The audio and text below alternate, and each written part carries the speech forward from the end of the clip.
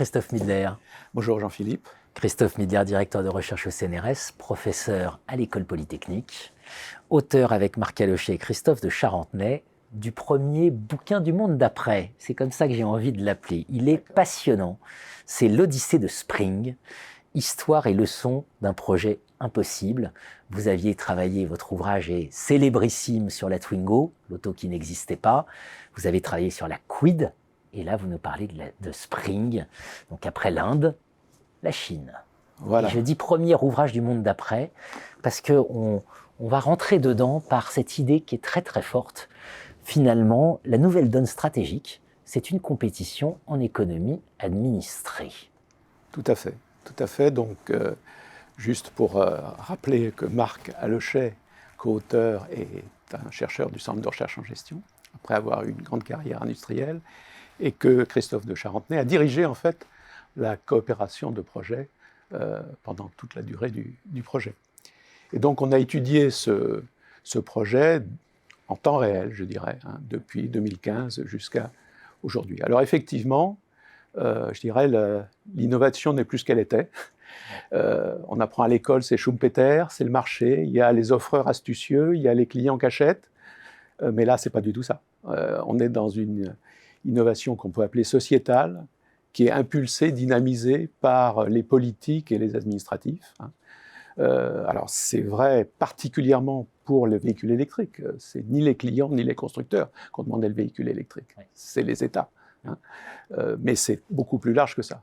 Alors c'est à la fois pas totalement nouveau, parce qu'il y a beaucoup d'économistes et de sciences politiques qui ont parlé de l'importance du cadrage du public, mais je dirais, ce niveau d'intrusivité, je pense qu'on ne l'a jamais opéré.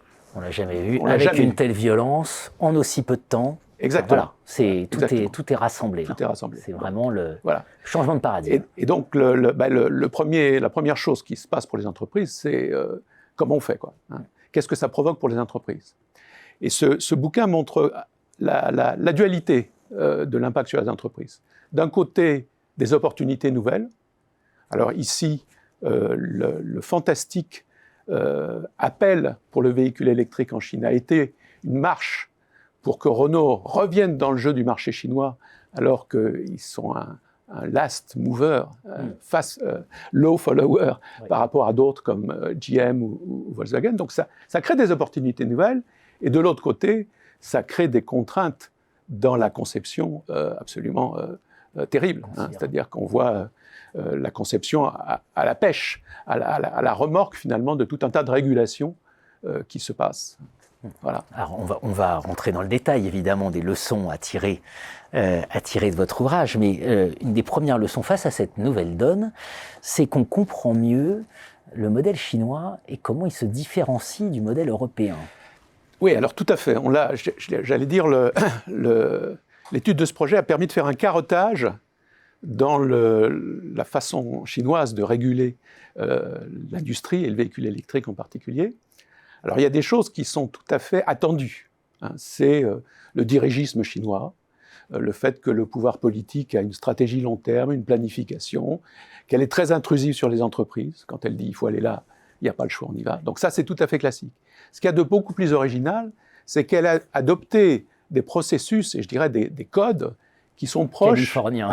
Oui, qui sont tout à fait proches des capitaux risqueurs californiens. C'est-à-dire le fait de mettre beaucoup d'argent au départ sur des promesses qui sont très ambitieuses, mais souvent pas très réalistes, et juste derrière, de faire des analyses très précises, très pointilleuses, très techniques sur les apprentissages qui sont générés par ces appels, et de sélectionner d'une manière tout à fait redoutable ceux qui ont bien marché et ceux qui n'ont pas bien compris, sélectionner, évacuer ceux qui n'ont pas bien compris et remettre les normes, je dirais, en cliquet sur les meilleures performances. Et si par hasard on s'est trompé, ce qui est aussi un grand classique de la Californie, fail fast, changer de règles, changer les règles, les adapter, les transformer, de manière à poursuivre l'apprentissage d'une manière très dynamique. C'est ce que vous appelez le darwinisme à la chinoise. C'est ça, c'est le darwinisme administratif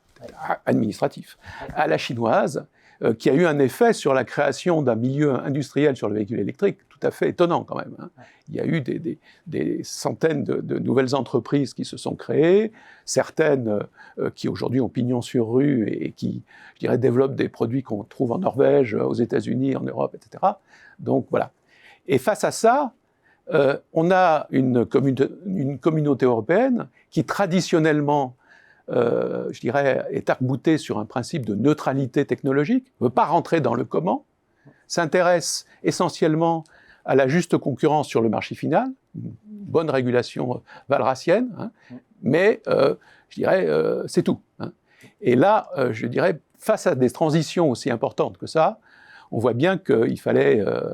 on est aux limites, là. Voilà, on touche la limite, hein, parce que finalement, on crée un cadre qui ne permet pas aux entreprises de s'adapter. Voilà. C'est-à-dire que l'un des points aussi très différents des deux régulations, c'est le fait que le darwinisme à la chinoise amplifie les inégalités entre ceux qui innovent astucieusement et les autres. Alors que le but pour les entreprises occidentales de la régulation publique, c'est au contraire de limer, de les enlever l'incertitude de trajectoires de transition très innovantes comme celle qu'on vit aujourd'hui. Hein, et de mettre un cadre à peu près certain dans un univers technologique et marché qui est très très incertain. Voilà. Donc rassurer, alors que la Chine, je dirais au contraire, sélectionne et dynamise. Et prend les risques. Prend les risques, voilà. C'est passionnant. L'Odyssée de Spring, le cas de Renault, on n'a pas cité encore l'alliance Renault-Nissan, et de Dacia, en l'espèce, parce que là on parle de Dacia, va nous permettre, et c'est ce qui est fascinant, Renault a été first mover dans le véhicule électrique, mais a donc une expérience très importante. Tout à fait.